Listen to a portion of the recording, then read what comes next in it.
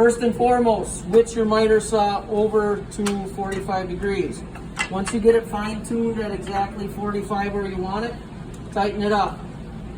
Make sure that it's not going to move. Granted, don't reef on it because, yeah, you'll get it to move. Now you need to think about which ones need to go where. And one thing that I kind of skipped over earlier is make sure that your profiles are the same. I want you to look at this and maybe get the camera up there, and I want you guys to see my profiles are different, right? Well, because I got it rotated wrong. If I got it rotated, see if I end for end it the wrong way, my profile doesn't match up. Make sure that your profile from the left side all the way around to the right side all correlates, okay? So, what I gotta do is make sure that my angles are how I want them. Well, if I put this one on here, you can see that my saw is going in this direction. That's wrong. But if I take that piece over here, now that's correct. I want to set my other pieces off to the side. I'm not cutting anything to length right now, guys. I'm leaving everything long. So what I'm doing is I'm just rough cutting it to length in essence.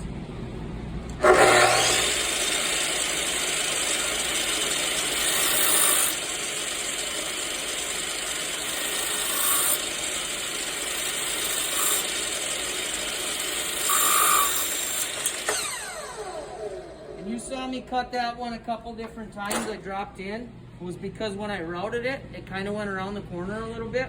So I wanted to cut that part off. So I cut that one.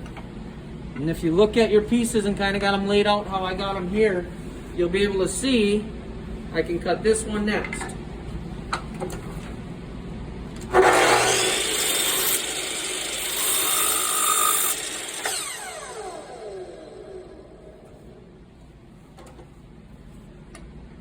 Next, I want to rotate my saw over to 45 the opposite direction.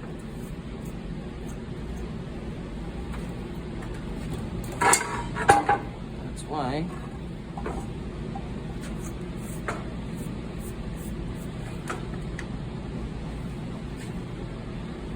And you can do this on either saw. It doesn't matter. You can do it on whichever one you feel more comfortable on.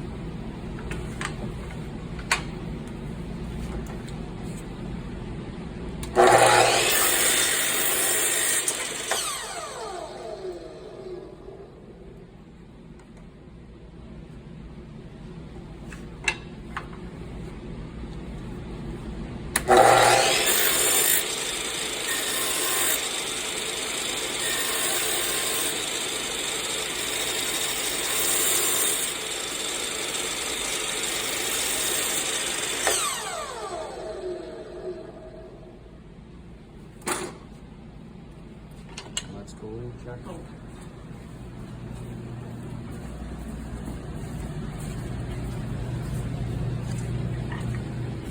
Here's the one that we're most worried about. I'm going to lay this one on here first. Come on over. Kind of gather in wherever you can kind of see. Try to position them. Remember, and I'll show you exactly what I mean just a minute ago, but I'm cutting a 45 here and a 45 here. Okay, I want the two to fit together. They don't always fit perfect, so you might have to change your saw. When you tilt the saw head at an angle, it's called a bevel. When you tilt the saw table at an angle, that's called a miter. When you cut these two together at a 45 and a 45, they make what's called a miters. Okay, these two coming together, this is called a miter joint. But now to fit them, we might have to bevel our saw slightly. That happens. But what I want to show you is kind of what I was getting at earlier. Make sure that you lay them out the right way. Because like this is my right, this is my left, that's my front. Well, hypothetically, if I did this wrong, I don't know if it would. Don't even do it.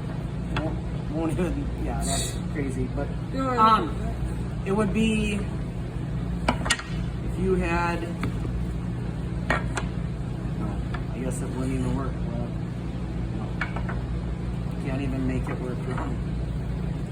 But if you do not lay them out correctly, they'll be all screwed up in the end. All right, back to what we're actually doing.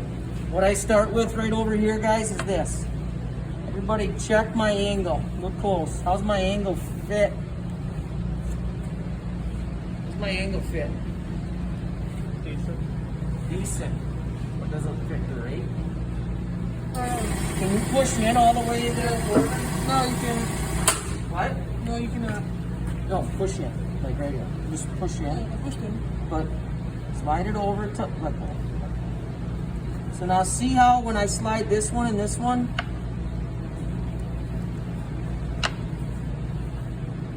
they don't meet. Notice how they hit good in the back and not good way out in the front. I want to adjust that slightly, okay? I'm going to adjust one angle or the other because it's not enough for it to matter much. I'm going to fine tune that one, okay? Then I'm going to come over here. I'm going to look at this side. Come on over where you can see. This side fits a little better, but kind of the same gig. It's a little bit open on this outside.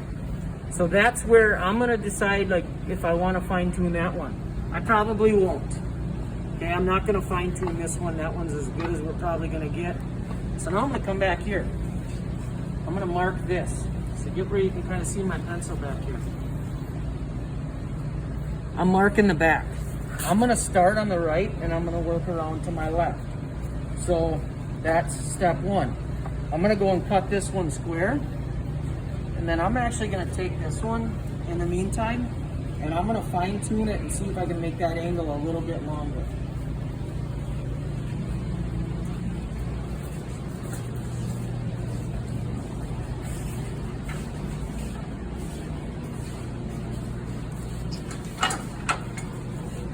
Come on over where you can see.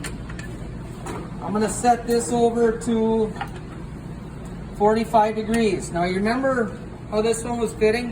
Where was it open? Was it open in the front or open in the back? Front.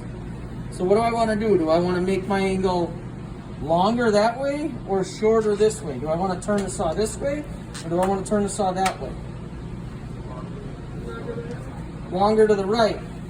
So I'm going to tell you, you're probably looking at maybe a half a degree one way or the other. Okay, maybe more if your cabinet's really out of square or something. But for the most part, a half a degree is going to probably cure most of our problems. So I'm going to get that about a half a degree, maybe a fuzz over a half a degree. What do you got, Sydney? What do you got? What? What'd you have to say, Bryce? Oh. All right, so what I'm going to do is I'm going to recut this one.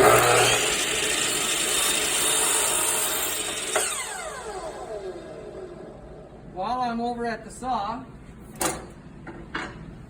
I also made this mark for cutting that right-hand one to length. I'm going to change this back to square. And I'm going to cut this to length.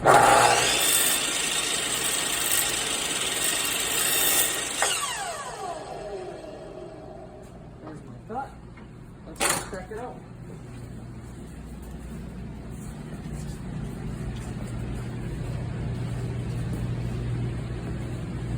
Before I mess with my right-hand side that's going to go on, I'm going to start over here and just double check my angle.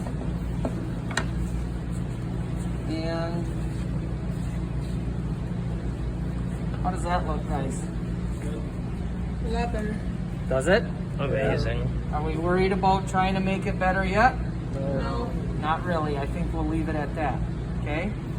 So you can see how a half a degree made that little bit of a change from it being kind of open out front to being kind of pretty seamless.